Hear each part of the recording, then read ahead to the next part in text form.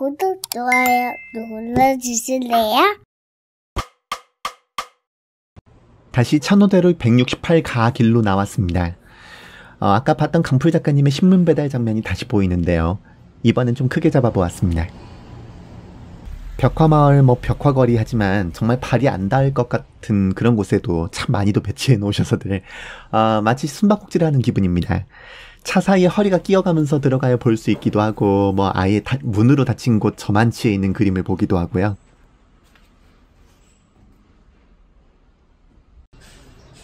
다른 골목에는 순정 만화의 주인공들이 그려진 벽이 있는데요. 담백하게 주고받는 달달한 장면과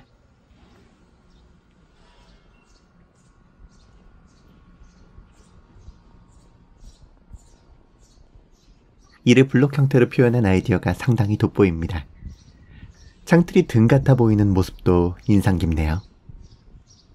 그런데 이 벽화들도 좋지만 처음 보고 그 발상과 감성에 놀란 곳이 이 벽 바로 옆에 있습니다. 이 골목이 강풀 만화거리를 통틀어 가장 좁은 골목인데요. 이 가장 좁은 골목에 가장 넓은 하늘이 그려져 있습니다. 벽화마을에 효용이 있다면 무엇이 있을까요? 네, 아마도 많이들 관광 수입을 좀 늘려달라 이런 것들이 있었을 거예요. 하지만 그런 경우도 많이 망했습니다. 특색이 없고 컨셉을 베끼다시피 했었으니까요. 그런 지점들 때문에 사실 원조격인 동피랑 외에는 그렇게까지 벽화마을이 성공한 것도 없고, 또 한편으로는 그 사람들이 더 이상 이제 벽화라고 했을 때 신선하게 느끼질 않죠. 그런 점에서 외지 사람들을 기대하는 게 아니라 이런 것들을 도입했을 때에는 여기서 실제 살고 있는 사람들의 삶의 질이 높아질 수 있을 것인가에 방점을 찍어야 된다고 생각하고요. 그 지점에서 이 강풀 만화거리 같은 경우는 나름대로 장점을 보여주고 있다고 생각을 합니다. 이 강풀 만화거리가 생기면서 쓰레기부터가 많이 줄었다고 하고요. 또 한편으로 폐 자재라든지 이런 것들을 활용해서 그 조형에다가 내지는 그림에다가 벽화에다가 이것들을 이렇게 하는 경우도 있고, 이 공간에 살고 계신 분들의 목소리라든지 메시지라든지 이런 것들도 많이 반영을 하고 있기도 하고요. 그럼으로써 여기가 내 거다, 이게 그냥 남이 그냥 적당히 해준 것이 아니라 내 거다라고 하는 마음을 나름대로 하게 되고, 또 꽃밭이라든지 이런 것들도 나름대로 살고 계신 분들이 꾸미게끔 또 유도를 함으로써 이걸 유지해야 되겠구나, 이 분위기를 유지해야 되겠구나, 계속해서 손을 대야 되겠구나 라고 하는 마음을 품게 만들었다라고 하는 겁니다. 그렇기 때문에 이 강풀 만화거리가 몇 년이 지나도록 계속해서 사람들이 왔다 갔다 하게 되고, 얼마 전에 방송도 탔었죠.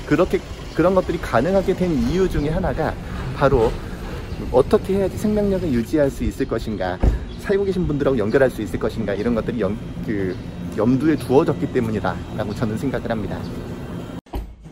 이곳 주민분들도 만화를 활용하는 모습입니다. 이 이발소에는 그대를 사랑합니다 그림이 곳곳에 붙어 있고요. 한 카페는 역시 그대를 사랑합니다를 바깥에서 가장 눈에 잘 띄는 창가에 눕혀 놓았습니다. 그리고 시장도 기왕 온 사람들을 유인하고 있죠.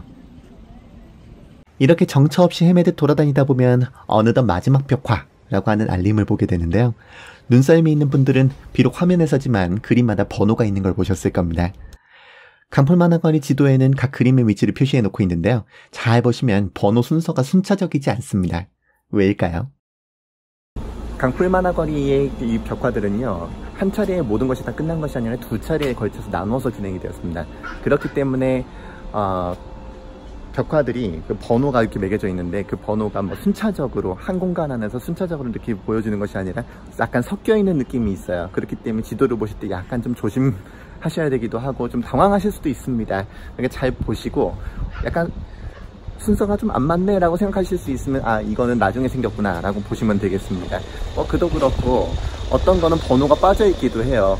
한 공간이 그냥 영속되어 있는 것도 아니고, 또 이제 주인이 바뀌기도 하고 공사를 하기도 하기 때문에 없어진 것도 있습니다만은, 이 공간을 제가 참 좋아하는 이유 중에 하나가 바로 이겁니다.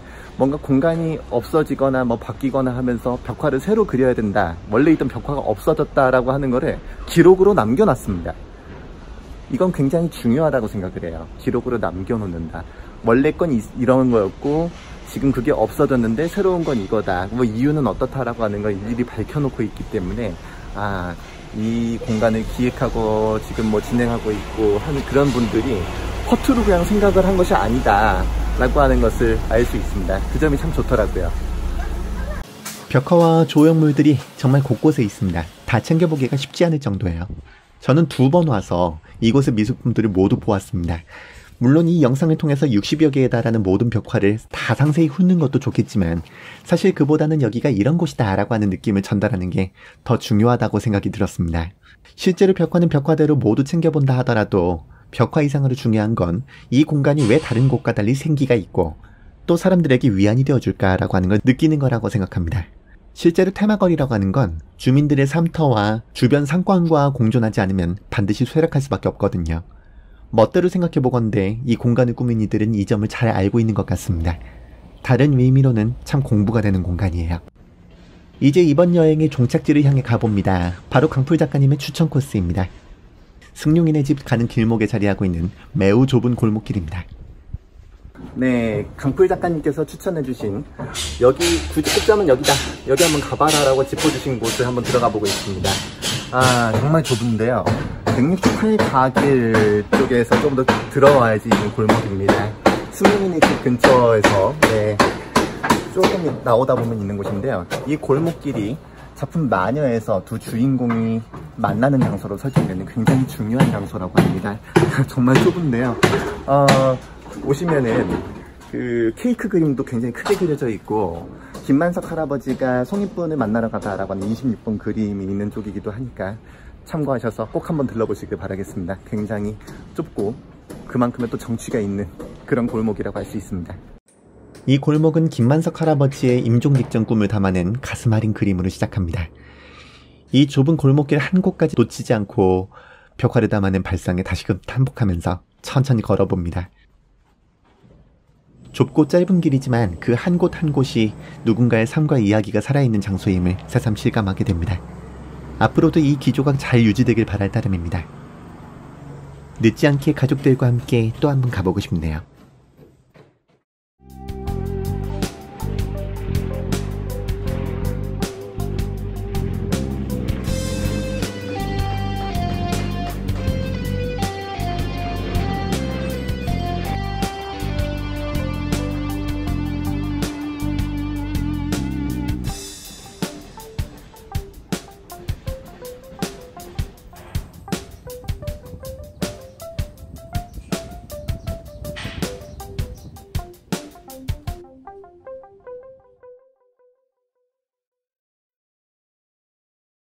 구독, 좋아요 버튼 눌러주세요.